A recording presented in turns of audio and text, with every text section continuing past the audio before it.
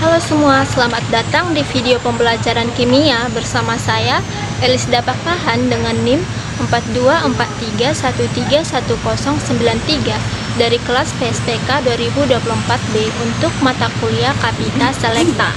Nah, pada kesempatan kali ini saya akan membedah sebuah konsep yang sangat seru dan lekat sekali dengan kehidupan kita sehari-hari, yaitu dengan judul Mengapa Reaksi Kimia Bisa Berjalan Cepat atau Lambat, Pengantar Laju Reaksi dan Faktor yang Mempengaruhinya. Nah, sekarang coba teman-teman perhatikan dua visual yang ada di slide ini. Di satu sisi ada kembang api yang meledak begitu indah dan instan hanya dalam hitungan detik setelah disulut. Tetapi di sisi lain ada pagar besi rumah kita yang membutuhkan waktu berbulan-bulan, bahkan bertahun-tahun hanya untuk berkarat. Mengapa kecepatan dua perubahan kimia ini bisa berbeda sangat kontras? Nah, hari ini kita akan mengupas tuntas semua rahasia di baliknya. Agar pembelajaran kita lebih terstruktur, ini adalah 4 agenda utama yang akan kita bahas bersama. Yang pertama, kita akan memahami terlebih dahulu apa definisi dari laju reaksi itu sendiri. Yang kedua, kita akan masuk ke skala submikroskopis untuk melihat bagaimana molekul berinteraksi melalui konsep teori tumbukan. Yang ketiga, kita akan mengupas 4 faktor penting yang bisa kita gunakan untuk mempercepat atau memperlambat suatu reaksi. Dan yang terakhir, kita akan langsung menguji pemahaman kita lewat pembahasan satu contoh soal. Oke, langsung saja kita menuju poin agenda yang pertama. Oke, sekarang mari kita bedah apa sih sebenarnya laju reaksi itu? Nah, secara sederhana, laju reaksi adalah ukuran yang menunjukkan seberapa cepat atau seberapa lambat suatu reaksi kimia berlangsung. Kalau di fisika, kita tahu laju kendaraan dihitung dari jarak yang ditempuh per satuan waktu. Maka dalam kimia, laju reaksi dihitung dari perubahan konsentrasi zat per satuan waktu. Berdasarkan prinsip kuantitatif dan rumus yang bisa kita lihat dalam slide, V sama dengan minus delta konsentrasi reaktan per delta T, sama dengan plus delta konsentrasi produk per delta T. Teman-teman perhatikan ya tanda minus dan plus di rumus tersebut. Saat reaksi kimia berjalan, zat asal atau reaktan lama-kelamaan akan semakin habis dan berkurang. Itulah mengapa lajunya diberi tanda minus. Sebaliknya, zat hasil atau produk baru akan semakin banyak terbentuk seiring berjalannya waktu, sehingga diberi tanda plus. Grafik dalam slide juga menunjukkan hal yang sama. Kurva reaktan bergerak turun dan kurva produk bergerak naik. Nah, setelah kita tahu definisinya, pertanyaannya adalah bagaimana bisa zat-zat kimia itu bereaksi dan berubah menjadi zat baru? Jawabannya dijelaskan secara luar biasa oleh teori tumbukan. Sesuai prinsip dasarnya, reaksi kimia baru bisa terjadi jika partikel-partikel tersebut saling bertabrakan atau bertumbukan. Tapi ingat ya teman-teman, tidak semua tabrakan itu bisa menghasilkan reaksi. Tabrakan yang sukses menghasilkan reaksi disebut dengan tumbukan efektif. Dan untuk mencapai tumbukan efektif, ada 2 syarat mutlak yang harus terpenuhi. Yang pertama, posisi atau orientasi partikel saat bertabrakan harus pas dan tepat. Kalau posisinya salah, mereka hanya akan membal dan gagal bereaksi. Kedua, partikel harus memiliki energi yang cukup untuk memutuskan ikatan lama. Batas energi minimum yang harus dilewati partikel agar tabrakannya menghasilkan reaksi disebut energi aktivasi atau EA. Nah, menariknya, kita dapat mempercepat terjadinya tumbukan efektif tadi menggunakan 4 faktor utama. Sekarang kita bahas 2 faktor yang pertama. Faktor yang pertama adalah konsentrasi atau tingkat kepekatan larutan. Teorinya sederhana, semakin tinggi konsentrasi suatu zat, maka jumlah partikel di dalam larutan tersebut akan semakin padat dan berdesakan.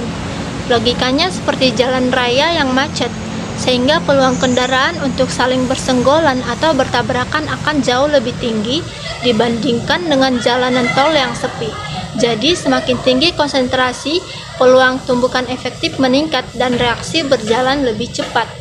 Faktor yang kedua adalah luas permukaan bidang sentuh, dan ini khusus berlaku untuk zat yang berbentuk padat. Teorinya menyatakan bahwa semakin halus atau kecil ukuran suatu zat padat, maka luas permukaan bidang yang siap bersentuhan dengan zat lain justru akan semakin luas. Faktanya, sehari-hari bisa kita lihat saat melarutkan gula.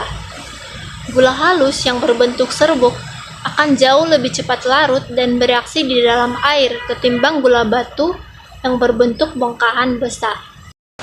Sekarang kita beralih ke dua faktor berikutnya, yaitu suhu dan katalis. Faktor yang ketiga adalah suhu atau temperatur. Ketika kita menaikkan suhu suatu sistem reaksi, kita sebenarnya sedang memberikan suplai energi panas kepada partikel-partikel di dalamnya. Dan akibat menerima energi panas ini, energi kinetik atau energi gerak partikel akan meningkat tajam.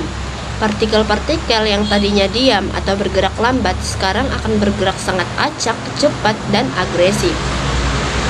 Dan karena gerakannya yang sangat cepat, maka frekuensi terjadinya tabrakan akan menjadi jauh lebih sering. Contoh nyatanya adalah ketika kita menyeduh madu atau teh manis. Menggunakan air panas akan jauh lebih cepat larut dibandingkan ketika kita menggunakan dengan air es. Dan faktor yang keempat, ini merupakan yang paling unik, yaitu katalis atau katalisator. Katalis adalah zat ajaib yang sengaja ditambahkan untuk mempercepat laju reaksi, tetapi tanpa ikut habis bereaksi. Bagaimana cara kerjanya? Katalis ini bekerja dengan cara memotong jalur reaksi atau menurunkan nilai energi aktivasi. Nah, agar kita semakin mahir dalam menerapkan teori-teori faktor laju reaksi tadi ke dalam kasus nyata, sekarang mari kita bedah satu contoh soal yang sangat sering keluar di lembar ujian.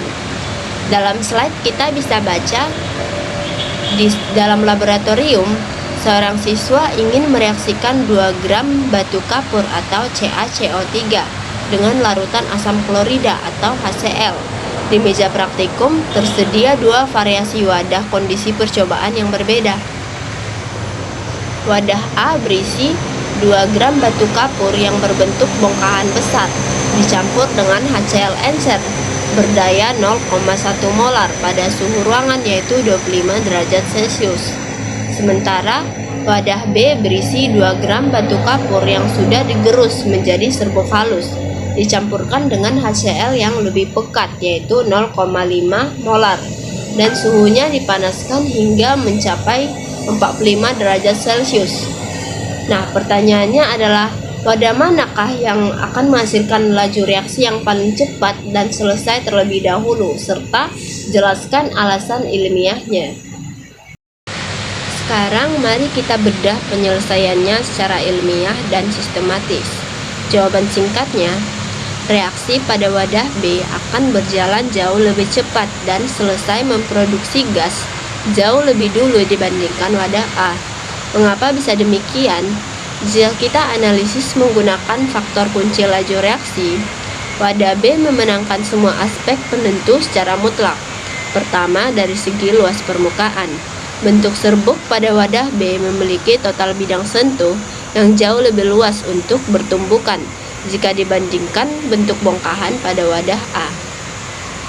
Kedua, dari segi konsentrasi. Larutan HCl 0,5 molar pada wadah B jauh lebih pekat dan memiliki partikel yang lebih padat dibandingkan larutan 0,1 molar pada wadah A.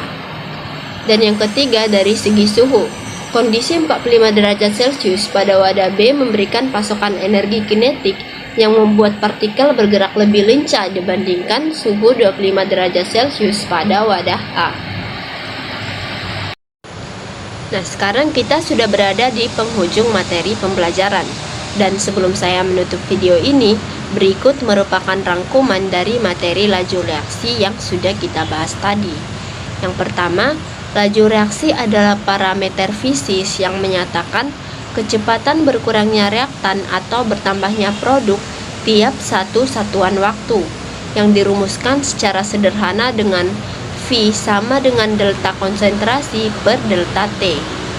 Yang kedua, syarat mutlak agar perubahan kimia bisa terjadi adalah terpenuhinya konsep tumbukan efektif, di mana partikel harus menumbuk dengan posisi yang pas dan memiliki energi yang sanggup untuk menembus batas minimum energi aktivasi.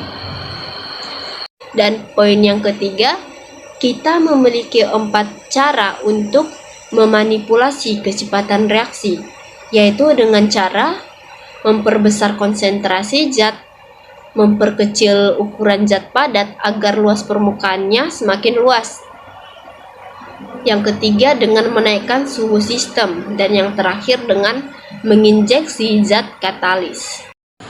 Sebagai penutup, ada sebuah kutipan filosofis yang sangat menarik dari ilmu kimia, yaitu sains mengajarkan kepada kita bahwa perubahan-perubahan besar di dunia ini seringkali ditentukan oleh frekuensi dari tumbukan-tumbukan kecil yang kita lakukan secara konsisten dan efektif dalam belajar.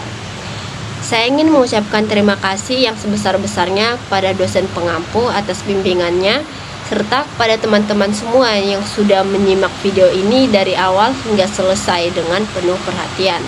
Semoga materi laju reaksi ini bisa memberikan pemahaman konsep yang kuat dan bermanfaat bagi kita semua.